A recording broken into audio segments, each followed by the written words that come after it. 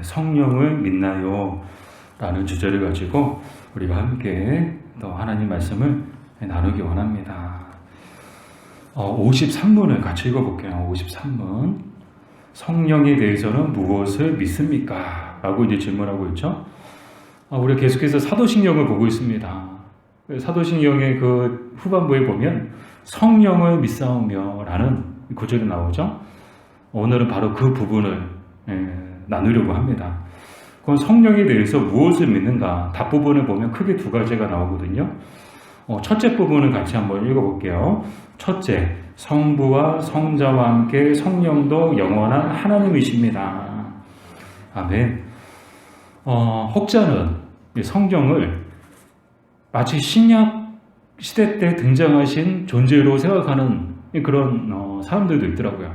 그래서 이제 대표적인 사건이 오순절 마가의 다락방 사건이죠. 그래서 성령은 그전에는 등장하지 않으셨다가 오순절 마가의 다락방 사건을 통해서 비로소 성령이 존재하셨고 또 성령이 나타나셨다. 그렇게 주장하는 사람들도 있는데 맞을까요? 틀릴까요? 네, 틀립니다. 왜 그런가 하면 성령은 이미 오순절 그 다락방에 모여있을 때 그 전부터 성령은 존재하셨고요. 그 존재의 시점이 언제인가? 창세기 1장 1절에서 2절까지의 말씀이 이 성령이 존재하심에 대해서 증언하고 있죠. 우리 창세기 1장 1절에서 2절 같이 읽어볼까요? 태초에 하나님의 천지를 창조하시니라. 땅이 혼돈하고 공허하며 흑암이 깊음 위에 있고 하나님의 영은 수면 위에 운행하시니라. 아멘. 자, 태초에 너무 잘 알죠. 하나님이 천지를 창조하시니라. 근데 우리가 놓치는 것이 있어요. 이 하나님이라고 했을 때, 이 천지는 하나님 혼자 만드셨구나. 근데 그렇지 않아요. 이 말씀에 나오는 하나님은 바로 성부, 성자, 성령, 삼위일체로서의 하나님을 뜻하거든요. 이 문법적으로도 이 하나님이 갖고 있는 이 형태가 단수가 아니고 복수예요. 그래서 이 하나님, 즉 성부, 성자, 성령 이 삼위일체이신 하나님이 천지를 창조하셨다. 그래서 땅이 혼돈하고 공허하며 흑암이 깊음 위에 있다. 이 땅이 혼돈하고 공허하다는 것은 아직 아무런 질서가 없는 상태, 황무지와 같은 상태. 우리도 이제 저도 이제 차 타고 계속 이제 왔다 갔다 하는데 오른쪽에 보면 황무지 같은 곳이 있더라고요. 얘기를 들어보니까 개발하려고 했는데 갑자기 막 이렇게 문화 유적이 발견돼서 개발이 멈췄다. 그래서 딱 보면요, 지나가다 딱 보면 정말 황무지 같아요. 정리가 하나도 안 되어 있어요. 그런 것처럼 하나님이 천지를 창조하실 때 이 땅의 모습은 어떠했는가? 혼돈하고 공허했다. 그리고 흑암이 깊음 위에 있고 하나님의 영은 수면 위에 운행하시니라. 하나님의 영이 등장하죠. 이 하나님의 영이 뭐냐? 바로 성령을 뜻합니다. 이 성령을 다른 말로 하나님의 영, 그리스도의 영, 거룩한 영, 하늘의 영. 그래서 성경에 보면 이제 영에 대한 수식어가 붙을 때 긍정적인 수식어들이 붙으면 하나님과 관련된 수식어들, 하늘과 하나님과 관련된 수식어들이 붙으면 그 영은 100% 성령인 거예요. 거룩한 영이시 성령을 뜻하는 것이고, 반면 정반대되는 수식어가 붙는다? 그러면 그 영은 성령이 아니고 사탄 마귀를 뜻하죠. 어둠의 영, 귀신의 영, 사망의 영, 두려움의 영, 불신의 영. 그 모든 것들은 다 성령과 정반대되는 어둠의 권세를 뜻하는 것이죠. 그래서 이미 이 성령은 언제부터 계셨느냐? 창조. 삼위일체이신 하나님이 이 우주 만물을 창조하실 때부터 성령은 존재하신 줄 믿습니다. 그리고 그 모든 창조 사역을 하나님 혼자 하신 것이 아니고 성부와 성자와 성령이 이 모든 우주 만물을 창조하시는 모든 일들을 함께 하신 줄 믿습니다.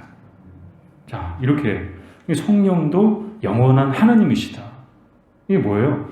우리가 삼위일체 때 배웠잖아요. 성부, 성자, 성령이 다른 세 분이 아니고 한 분이시다. 동등한 권세와 동등한 능력과 동등한 영광을 가지신 존재가 바로 삼위 하나님이시다. 뭐 성부 성자라고 해서 하나님보다, 성부이신 하나님보다 열등하냐? 그렇지 않다는 거예요. 성령이라고 해서 성부 성자보다 열등하냐? 그렇지 않다는 거예요. 왜요? 한 분이시기 때문에. 자, 그 이야기를 하고 있죠. 자, 그리고서 또 이제 히브리서 9장 14절에 무엇을 말해주고 있는가 하면, 넘어가기 전에 하나님의 영은 수면 위에 운행하시니라 라고 나와 있는데, 이 말의 뜻이 뭘까요? 수면 위에 운행하신다. 차량 운행하시나? 뭐 운전하시나? 자, 이 말의 뜻을 살펴보니까요, 이 말의 뜻은 알을 품다 라는 말의 뜻이더라고요. 그러니까 수면 위에 운행하신다, 하나님의 영이 운행하신다, 이 말은 알을 품는다는 뜻인데, 이 말을 오늘 이제 하나님이 하시는 일과 또 우주 만물을 창조하신 것과 연관 지어서 말씀을 드리면, 하나님께서 이 창조 세계를 마치 어미 닭이 알을 품고 있는 것처럼, 이 알을 품으면 또 얼만큼 정성스럽게 알을 품을까요? 정말 이 알에서 귀한 생명이 태어나기를 바라는 마음으로 그렇게 알을 품잖아요. 그런 것처럼 그와 같은 모습으로 성령 하나님께서 이 우주 만물을 품고 계신다. 이 말은 바꿔 말씀을 드리면 성령님이 존재하지 않는 곳은 없다는 거예요. 성령님은 하나님의 속성과 똑같이 무소부재하세요. 그 무소부재하신 하나님의 영이 이 온 우주를 품고 있다는 거예요. 지금도 하나님의 영은 이 땅 위에서 운행하고 계시는 줄 믿습니다. 즉, 저와 여러분을 마치 알을 품고 있는 것처럼 성령이 저와 여러분을, 또 우리 작은 목자교회를 사랑으로 품고 돌봐주시는 줄 믿습니다. 자, 히브리서 9장 14절 볼게요. 하물며 영원하신 성령으로 말미암아 흠없는 자기를 하나님께 드린 그리스도의 피가 어찌 너희 양심을 죽은 행실에서 깨끗하게 하고 살아계신 하나님을 섬기게 하지 못하겠느냐. 아멘. 자, 성령은 어떤 분이신가? 영원하신 분이시다. 그 이야기를 하고 있죠. 성령은 바꿔 말씀을 드리면, 성령은 잠깐 있다가 소멸하는 그런 존재냐? 그렇지 않다는 거예요. 공기 중에 있다가 사라지느냐? 그렇지 않다는 거예요. 우리 인간은 이 땅에서 천년 만년 살 수 없죠. 잘 살아야 100년이더라고요. 잠깐 있다가 그냥 흙으로 돌아가고 그냥 안개처럼 사라지는 게 우리 인생이잖아요. 그러나 성령은 그렇지 않다는 거예요. 성령은 어떤 분이신가? 영원하신 분이시다. 그 이야기를 하고 있습니다. 자, 그럼 두 번째 답을 볼게요. 두 번째 답. 우리 같이 읽어볼까요? 성령께서는 나에게 오셔서 참된 믿음으로써 나로 하여금 그리스도와 함께하게 하시며 그리스도의 모든 축복에 동참하게 하셔서 나를 위로하시고 영원히 나와 함께 계십니다. 아멘. 자, 그리고 성령에 대한 보다 더 구체적인 설명이, 증언들이 나오고 있는데, 이 부분을 조금씩 끊어서 볼게요. 먼저 앞부분에 보면 성령께서는 나에게 오셨다는 그 말씀을 갈라디아서 4장 6절을 통해서 우리는 확인할 수 있는데, 같이 읽어볼까요? 너희가 아들이므로 하나님이 그 아들의 영을 우리 마음 가운데 보내사 아빠 아버지라 부르게 하셨느니라. 아멘. 오늘 이 성령을 누가 보내셨는가?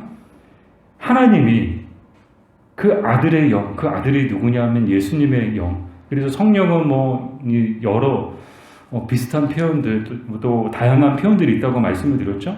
하나님의 영이나 아들의 영이나 다 성령을 말하는 거예요.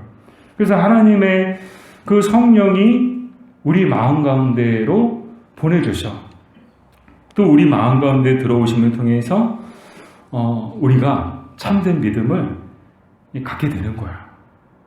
그 이야기를 하고 있죠. 근데 여기서 중요하게 우리가 생각해야 될 것은, 우리가 성령을 찾아갔어요? 아니면 성령이 우리에게 찾아오셨어요? 성령이 나에게 찾아오셨다는 거야. 그리고 내 안에 나에게 들어오셨다는 거야. 사랑하는 여러분, 이것은 정말 하나님께서 선택하신, 하나님께서 택하신 자들에게 주시는 특별한 은혜인 줄 믿습니다. 성령은 받고 싶다고 해서 받을 수 있는 게 아니에요. 성령은 만나고 싶다고 해서 만날 수 있는 영이 아니에요. 성령을 찾고 싶다고 해서 찾을 수 있는 영이 아니에요. 오직 하나님이 보내셔야 되는 거예요.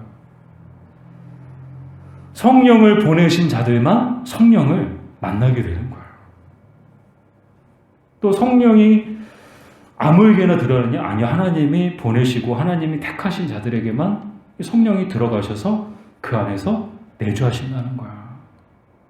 사랑하는 여러분, 저 여러분 하나님께서 택하신 백성들인 줄 믿습니다. 또한 성령이 우리에게 찾아오셔서 우리를 만나주신 줄 믿습니다. 지금도 그 성령님은 돌아가지 않으시고 여전히 우리와 함께 하시는 줄 믿습니다. 자, 계속해서 볼까요? 참된 믿음으로써 나로 하여금 그리스도와 함께 하시며 그리스도의 모든 축복에 동참하게 하셔서, 자, 여기까지 끊어서 볼게요. 이 말씀이 갈라디아서 3장 14절인데요. 갈라디아서 3장 14절 같이 읽어보겠습니다. 이런 그리스도 예수 안에서 아브라함의 복이 이방인에게 미치게 하고 또 우리로 하여금 믿음으로 말미암아 성령의 약속을 받게 하려 함이라. 아멘. 자, 성령의 약속이 나오죠. 이 성령의 약속이 뭔가 하면 바로 오순절 마가의 다락방에 성령님이 임하셨던 그 사건을 이야기하는 거예요. 예수님이 승천하실 때 약속하셨어요. 보혜사를 보내주실 것이다. 보혜사가 너희와 함께 할 것이다. 그 보혜사가 누구예요? 성령을 이야기하시는 것이죠. 그래서 이 성령의 오심을 통하여 우리는 그리스도로 말미암아 또 그리스도 안에서 모든 좋은 복을 받게 된 줄로 믿습니다. 최고의 복이 뭘까요? 여러분이 지금까지 인생 가운데서 받은 최고의 복, 최고의 선물 뭘까요? 아멘. 그죠. 예수님 믿고 구원받은 것이 우리 인생 가운데 우리가 정말 하나님께로부터 받은 최고의 복이요, 최고의 선물인 줄 믿습니다.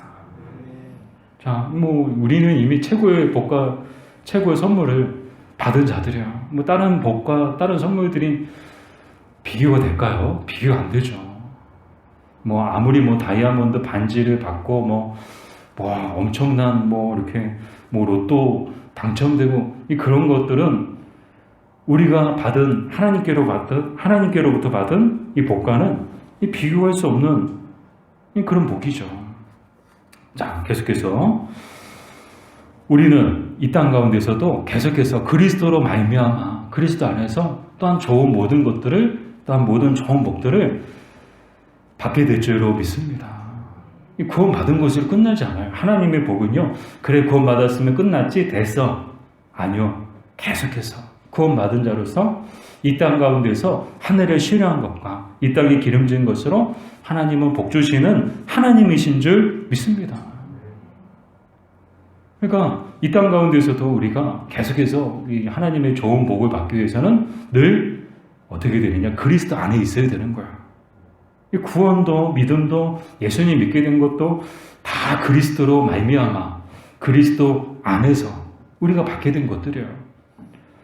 바꿔 말씀을 드리면 이 땅 가운데서 우리가 복 받기를 원한다면 늘 우리는 그리스도 안에 있어야 된다는 거예요. 그리스도 밖에 있으면 우리는 온갖 좋은 복을 받을 수가 없어요. 하나님이 예비해 놓으신 복을 받을 수가 없는 거예요. 왜요? 하나님의 모든 복은 다 그리스도 예수 안에 있는 사람들에게 그리스도 예수로 말미암아 주어지는 복이기 때문에 우리는 늘 예수 그리스도 안에 머물러 있어야 하는 줄 믿습니다. 자, 계속해서 나를 위로하시고, 이 부분을 볼게요. 나를 위로하시고, 사도행전 9장 31절 같이 읽어보겠습니다. 그리하여 온 유대와 갈릴리와 사마리아 교회가 평안하여 든든히 서가고 주를 경외함과 성령의 위로로 진행하여 수가 더 많아지니라. 아멘. 이 말씀을 볼 때마다 우리 교회도 이랬으면 좋겠다. 이 땅의 모든 교회가 다 이랬으면 좋겠다. 교회가 평안하여 든든히 서가고 이 교회가 평안한 게 최고의 복 아닐까요? 지난주 이제 목자 모임을 하는데 별일 없으셨죠? 네, 아무 일도 없었어요. 아무 일도 없으니까 그게 기적이고 그게 감사네요. 특별한 일 없었죠? 특별한 일 없었어요. 특별한 일 없는 게 정말 감사더라고요. 뭐 다급한 일 생기지 않고 안타까운 일 없고 걱정되는 일 없고 이게 얼마나 감사한 거야. 평안한 거야. 제가 이제 지난 토요일에도 이제 찬양 한 곡을 단톡방에다 올려드렸는데 여러분 들어보셨어요?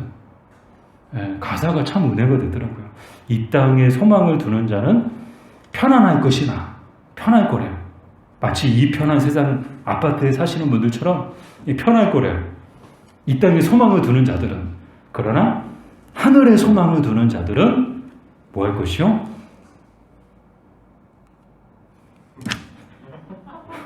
안 들으셨구나.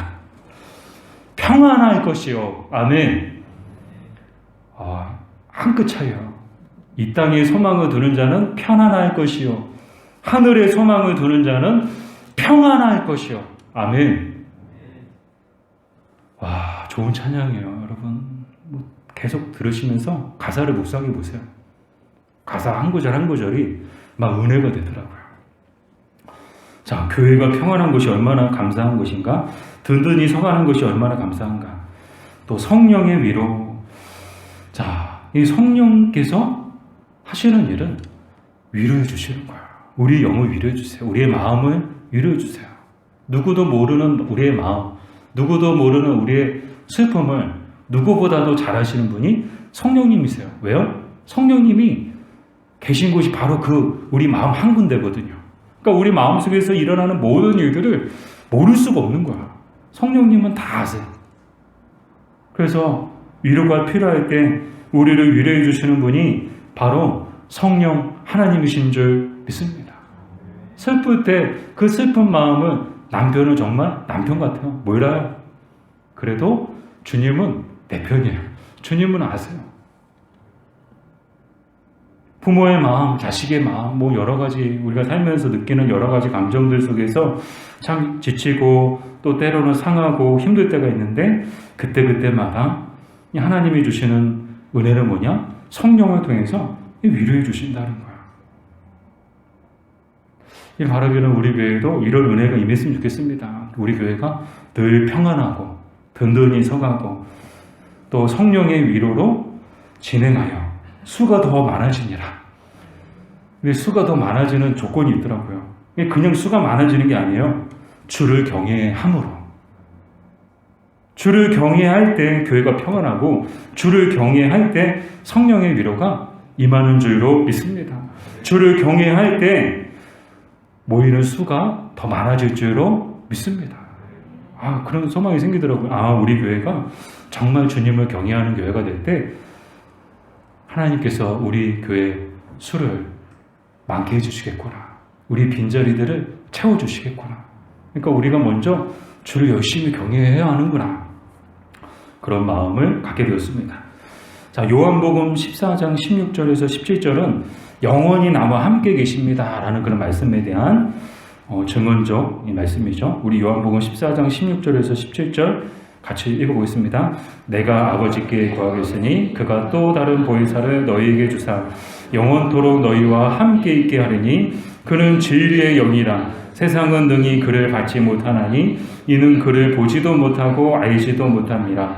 그러나 너희는 그를 아나니 그는 너희와 함께 거하시며 또 너희 속에 계시겠습니다. 아멘. 자, 뭐라고 나와요? 또 다른 보혜사. 성령을 말씀하시죠? 또 다른 보혜사를 너희에게 주사 영원토록 너희와 함께 있게 하리니. 아멘. 예수님은 비록 떨어졌어요. 승천하심을 통해 하나님 보좌 우편에 앉아 계셨어요. 앉아 계시죠?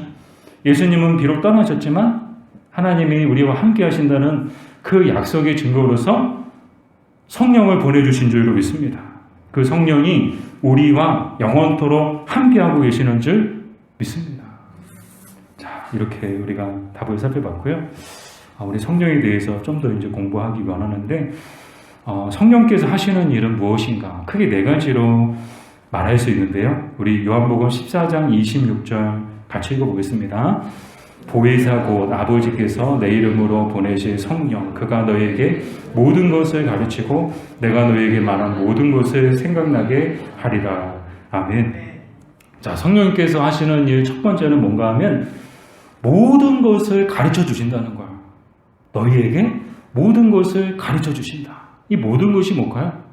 정말 이 땅에 사는 날 동안에 정말 꼭 알아야 되고 꼭 필요한 것들, 그래서 뭐 정말 상식이든 과학이든 뭐 지식이든 지혜든 뭐 여러 우리가 알아야 될 그 것들을 가르쳐 주신다는 그런 뜻이냐? 그 모든 것을 뜻하는 것이 아니고요. 여기서 이야기하는 모든 것은 하나님 나라, 복음, 그것을 이야기하는 거야. 왜요? 그것은 이 땅에 썩어질 것들과는 비교할 수 없는 영원한 것일 뿐만 아니라 정말 우리에게 꼭 필요한 것이고 우리가 반드시 알아야 하는 것이기 때문에, 그래서 이것은 누군가에게는 부분적인 것일 수 있어요. 그러나 정말 구원받은 또 구원을 갈망하는 사람들에게는 정말 모든 것이에요. 모든 것. 돈을 잃으면 조금 잃은 것이고, 건강을 잃으면 모든 것을 잃은 것이다. 그런 말도 있더라고요. 맞나요? 네. 건강을 잃으면 모든 것을 잃은 것이다. 정말 우리에게 필요한 게 뭐예요? 복음이고 또 하나님의 나라인 줄 믿습니다. 이 복음에 대해서 또 하나님 나라의 비밀에 대해서 가르쳐 주시는 일을 누가 하시느냐? 성령님이 하신다는 거예요. 또한 성령님이 하시는 두 번째는 모든 것을 생각나게 하리라. 모든 것을 생각나게 해주신대요. 자, 모든 것을 생각나게 해주신다는 이 말의 뜻이 무엇인가 하면 주의 말씀을 기억나게 하시고 또 그 말씀의 뜻을 바르게 정확하게 이해하게 해주시고 또한 그 이해를 통하여 그 깨달음을 통하여 우리에게 생명력 있는 신앙을 갖게 해주신다. 그게 바로 성령님이 모든 것을 생각나게 해주신다는 그 의미더라고요. 그러니까 모든 것을 생각나게 해주신다. 이 뭐예요?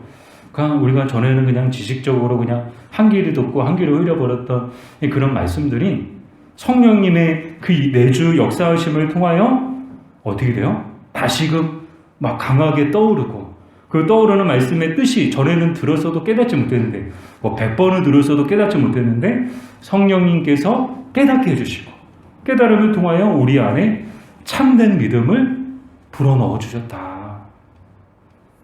자, 이 사건의 증인들이 바로 예수님의 12 제자들이었죠. 가룟 유다를 빼고. 예수님과 3년 동안 함께 공생의 사역을 하면서 예수님의 수많은 가르침들을 이 제자들은 바로 옆에서 들었어요. 그러나 그 들을 때까지만 해도 예수님의 말씀의 뜻을 바르게 이해하지 못했습니다. 그러나 성령님이 오시니까 예수님의 그 하셨던 모든 말씀들이 생생하게 생각나고 그 말씀의 뜻이 깨달아지고 그 깨달아짐을 통하여 이 제자들에게 생명력이 있는 신앙이 생기게 된 줄로 믿습니다. 그전에는 믿음 없는 사람들이었어요. 예수님의 제자들 맞아? 자기 스승이, 아니 스승의 날 스승의 은혜를 부려주지는 못할 망정? 뭐예요? 자기 스승이 붙잡히고 십자가 못 박혀 죽음을 당하는데, 억울한 죽음을 당하고 있는데도 누구 하나 나서서 예수님은, 우리 스승님은 죄가 없습니다 막 그렇게 말하는 사람 하나도 없었어요. 다 숨어가지고 자기들도 붙잡힐까봐, 자기들도 똑같은 운명에 처해질까봐 어떻게 했어요? 다 숨어 있었어요. 심지어 예수님이 부활하고 칭찬하셨지만 그럼에도 불구하고 그들에게는 참된 믿음이라고는 찾아볼 수 없었어요. 숨어서 다락방에 모여서 밖에 나가지도 않고 사람들과 만나지도 않고 예수님이 약속하신 그 보혜사 그 간절히 기다렸죠. 성령 받고 나니까 사람들이 변해졌어요. 숨어 지내던 이 제자들이 당당하게 사람들 앞에 나아가서 내가 예수님의 제자다. 그러면서 하나님 나라의 비밀, 또 복음에 대해서, 예수님의 가르침에 대해서 정말 자신 있게 선포하고 외치고 또 기도할 때 귀신이 떠나가고 병든 자가 고침을 받고 죽었던 사람도 살아나는 그런 노열한 역사가 일어난 줄 믿습니다. 자, 그래서 성령께서 하시는 일이 뭐냐? 모든 것을 생각나게 해주신다. 사랑하는 여러분, 저와 여러분에도 이런 은혜가 임하시기를 주님의 이름으로 축복합니다. 그래서 말씀 듣고 그냥 머릿속에만 그래 나 성경 잘 알아.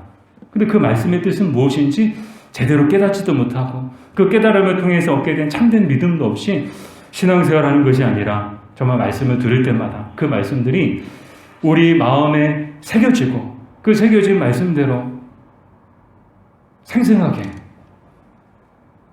살아있는 믿음을 가지고 신앙생활할 수 있는 저와 여러분들이 되었으면 좋겠습니다. 자, 요한복음 16장 13절 같이 읽어볼까요? 진리의 성령이 오시면 그가 너희를 모든 진리 가운데로 인도하시리니 그가 스스로 말하지 않고 오직 들은 것을 말하며 장래 일을 너희에게 알게 하시리라. 아멘. 자, 성령님께서 하시는 세 번째는 무엇인가 하면 모든 진리 가운데로 인도해 주신다. 이 진리가 뭘까요? 진리는 바로 예수 그리스도이신 줄 믿습니다. 그래서 성령님께서 하시는 일은 뭔가 하면 우리를 구원으로 들어가는 그 진리 안으로 들어가는 그런 입구가 되어주는 것이, 그런 문이 되어주는 것이 바로 성령이라는 거야.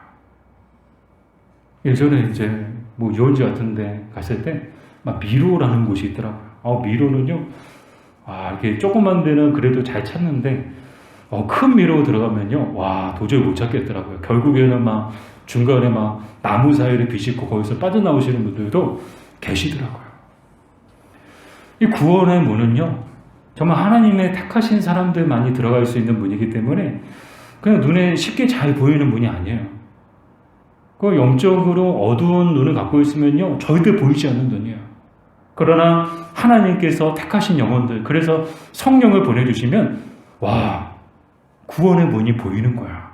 진리의 문이 보이는 거야. 여기로 들어가면 우리가 진리이신 예수님을 만나는구나. 또 예수님 만남을 통해서 우리는 구원의 문으로 들어가는구나.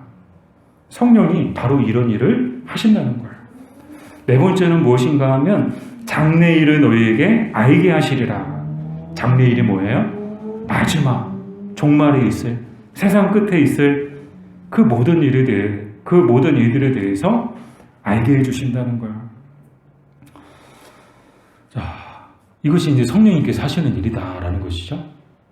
아까 이제 그 찬양, 그 말씀을 드렸었는데 그 찬양 가사에도 가사가 참 은혜가 돼요. 세상은 어떤 곳이냐? 여러분 기억나세요? 세상은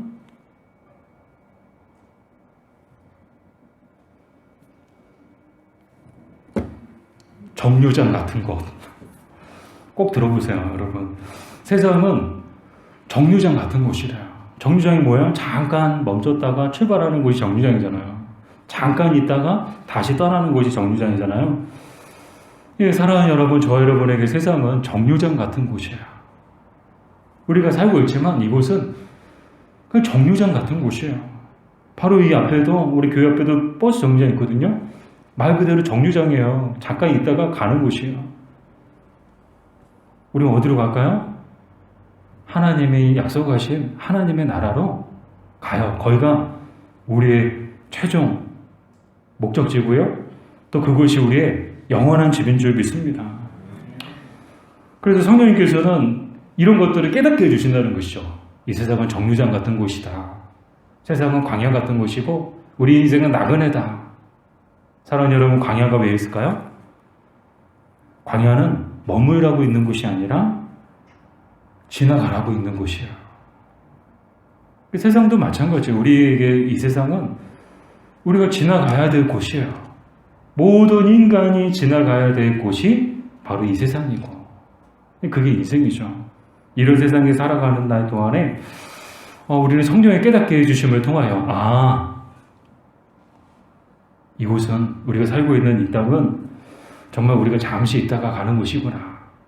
우리의 영원한 본향이 있구나. 그것을 생각하면서 늘 이 땅에 소망을 두고 사는 것이 아니라 하늘에 소망을 두고 살아가는 우리가 되었으면 좋겠습니다. 계속해서 성령께서 내주하신다는 것을 어떻게 알 수 있나요? 로마서 8장 26절 같이 읽어볼게요. 이와 같이 성령도 우리의 연약함을 도우시나니 우리는 마땅히 기도할 바를 알지 못하나 오직 성령이 말할 수 없는 탄식으로 우리를 위하여 친히 간구하시느니라. 아멘. 성령님이 내 안에 계신 것을 어떻게 알 수 있느냐? 성령님께서 내 안에서 기도할 마음을 주시고 또 기도의 입술을 열어주시는 것. 그것이 바로 성령님이 내 안에 계시다는 증거인 줄 믿습니다. 왜냐하면 성령님께서 하시는 일이 그거거든요. 연약함을 도우시사. 이게 뭐예요? 기도의 입을 열게 해주신다는 거예요.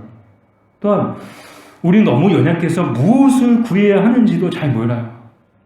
근데 성령님께서 우리가 무엇을 구해야 하는지를 알려주신다는 거예요. 그게 바로 우리의 연약함을 도우시나니.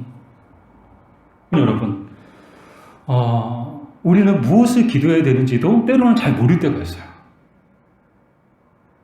근데 그것을 깨닫게 해주시는 분이 성령님이시라는 거예요. 그래서 우리로 하여금 우리가 기도해야 될 것을 기도하게 해주시는 줄 믿습니다. 우리가 정말 구해야 할 것을 구하게 해주시는 줄로 믿습니다. 계속해서 로마서 6장 12절 같이 읽어보겠습니다. 너희는 죄가 너희 죽을 몸을 지배하지 못하게 하여 몸의 사욕에 순종하지 말고. 아멘. 죄를 미워하고 의를 사랑하게 해주시는 것. 그러니까 제가 전에는 죄를 미워하지 않았어요. 죄와 짝하며 살았어요. 그러나 이제는 죄를 지으면 또 죄를 보면 마음이 불편해요. 또 어느 순간 죄가 막 미워져요. 또 마음 가운데 하나님의 말씀을 그 말씀대로 살아야 된다는 그런 거룩한 부담감이 막 일어나요. 그게 뭐예요? 성령님이 내 안에 계시다는 증거라는 거예요. 요한복음 14장 27절 같이 읽어보겠습니다. 평안을 너희에게 끼치노니 곧 나의 평안을 너희에게 주노라. 내가 너희에게 주는 것은 세상이 주는 것과 같이 아니하니라. 너희는 마음에 근심하지도 말고 두려워하지도 말라. 아멘. 성령님께서 우리 안에 내주하신다는 그 증거가 뭐냐? 세상이 주는 것과 전혀 다른 평안이 우리에게 임한다는 거예요. 자식을 군대 보냈어요? 근데 마음이 평안해요. 큰 병에 걸렸어요? 근데 마음이 평안해요. 앞이 깜깜해요? 근데 마음은 평안해요. 이게 뭐예요? 성령님이 내 안에 계시다는 증거라는 거예요. 세상적으로 생각하면 평안할 수가 없는 거예요. 당장 앞이 깜깜한데 두렵고 걱정되고 잠이 오지 않고. 근데 왠지 모르는데 상황은 바뀌지 않았는데 마음속에 평안이 있어요. 뭐야? 성령님이 내 안에서 일하고 계시다는 이 증거죠. 로마서 5장 5절 같이 읽어보겠습니다. 소망이 우리를 부끄럽게 하지 아니함은 우리에게 주신 성령으로 말미암아 하나님의 사랑이 우리 마음에 부은 바 됨이니. 아멘. 자, 성령님이 내 안에 계시다는 증거가 뭐냐? 우리 마음 가운데 소망을 주시고 또 우리 마음 가운데 확신을 주신다는 거예요. 어떤 확신이요? 하나님이 나와 함께 하신다. 뿐만 아니라 나는 반드시 구원받고 또 구원받음을 통해서 반드시 하나님의 나라에 들어간다는 그런 구원의 확신을 갖게 해주신다는 거예요. 그런 확신의 근거가 어디에서부터 오는가? 내 안에 계신 성령으로부터 온다는 거예요. 이렇게 이 여러 가지들을 통해서 우리는 성령이 내 안에 계심을 얼마든지 알 수 있다는 거예요. 사랑하는 여러분, 성령님은 어디 안 가셨어요. 지금도 우리 안에 함께 하고 계시는 줄 믿습니다. 마지막으로 성령을 믿는 성도들은 어떻게 살아야 하나요? 고린도전서 6장 19절에서 20절 같이 읽어보겠습니다. 너희 몸은 너희가 하나님께로부터 받은 바 너희 가운데 계신 성령의 전인 줄을 알지 못하느냐? 너희는 너희 자신의 것이 아니라 값으로 산 것이 되었으니 그런즉 너희 몸으로 하나님께 영광을 돌리라. 아멘. 지난 주일에 나눴던 말씀이죠. 이 몸으로 하나님께 영광을 돌리라 했을 때 이 몸은 단지 육체적인 것만을 뜻하지 않는다. 전인격적인 우리가 가진 모든 것, 그것을 통해서 하나님께 영광을 돌려라. 이게 뭘까요? 저는 이렇게 생각했어요. 너희 몸으로 하나님께 영광을 돌리라. 즉 삶으로 하나님 앞에 영광을 돌려라. 성령을 믿는다면 정말 성령이 계신 사람처럼 행동하고 성령이 계신 사람처럼 말하고 성령이 함께 하시는 사람처럼 살아야 한다. 그것을 뜻하는 것 아닐까요? 이 바라기는 성령이 나와 함께 하심을 믿는 성도들답게 늘 성령님과 동행하며 성령의 열매를 맺는 저와 여러분 되시기를 주님의 이름으로 축복합니다.